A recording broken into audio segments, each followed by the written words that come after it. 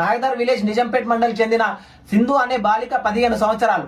మధ్యాహ్నం 12 గంటల టైంలో ఆమెకు పిట్స్ రావడం వల్ల తండ్రి అంబులెన్స్ కు ఫోన్ చేయగా అంబులెన్స్ ఒక్కటి కూడా అవైలబిలిటీ లో లేకపోవడం వల్ల హాస్పిటల్ కు లేట్ గా వెళ్ళిన తర్వాత అక్కడ డాక్టర్లు అందరూ కూడా సీరియస్ ఉండడంతో వేరే హాస్పిటల్ కి రిఫర్ చేసినట్టుగా పేరెంట్స్ అనేది మనకి చెప్తా ఉన్నారు. నారాయణఖేడ్ నియోజకవర్గంలో 3,50,000 మంది పబ్లిక్ ఉన్నారు కదా, 7 మండలాలు ఉన్నాయి. కనీసం ఒక మండలకు ఒక అంబులెన్స్ అనుకున్న కూడా 7 అంబులెన్స్లు ఉండాలి. నారాయణఖేడ్ ఏరియా హాస్పిటల్లోనే ఏం లేదంటే ఒక 4 అంబులెన్స్లను కంపల్సరీ ఉండాలి. ఏ టైంలో ఎవరికి ఏమైతుందో తెలియదు కాబట్టి. ఆ విధంగా నారాయణఖేడ్ హాస్పిటల్లో ఉన్నాయా? ప్రభుత్వం బాధ్యత వహించాల్సిన అవసరం ఉందా లేదా ఇక్కడ? ఎందుకంటే స్థానికంగానే ఎమ్మెల్యే డాక్టర్ సంజీవ్ రెడ్డి గారు ఉన్నారు కదా, డాక్టరేట్ చేసిన వారు ఉన్నారు. మరి ఎందుకు వైద్యంలో విఫలమైపోతూ ఉన్నారు? నైపుణ్యత కలిగిన డాక్టర్లు ఉన్నారు అక్కడ. ఇప్పుడు అదే ట్రీట్మెంట్ కనుక నారాయణఖేడ్ హాస్పిటల్లోనే జరిగితే ఆ పాప బ్రతికేది కదా. మరి ఎందుకు జరగలేదు ట్రీట్మెంట్ అక్కడ?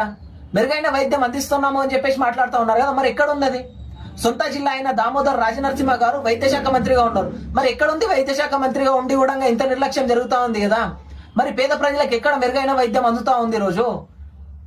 ఒకసారి ఆలోచించండి ప్రజలందరూ కూడా. ఎందుకంటే రాజకీయ నాయకులు కేవలం రాజకీయాలు చేయడానికి మాత్రమే అంకితం అయిపోతా ఉన్నారు తప్పితే గ్రౌండ్ రియాలిటీలో ఏ విధంగా ఉంది, ప్రజలకు కరెక్ట్ అయిన వైద్యం అందుతా ఉందా, వాళ్ళ పిల్లలకు కరెక్ట్ అయిన ఎడ్యుకేషన్ అందుతా ఉందా అని చెప్పేసి ఏ ఒక్క రాజకీయ నాయకుడు ఆయన ఆలోచిస్తా ఉన్నాడు. ఈరోజు వైద్యులు గవర్నమెంట్ హాస్పిటల్ నారాయణఖేడ్ లో లేకపోవడం వల్లనే ఈరోజు ఆ పాప మరణించింది.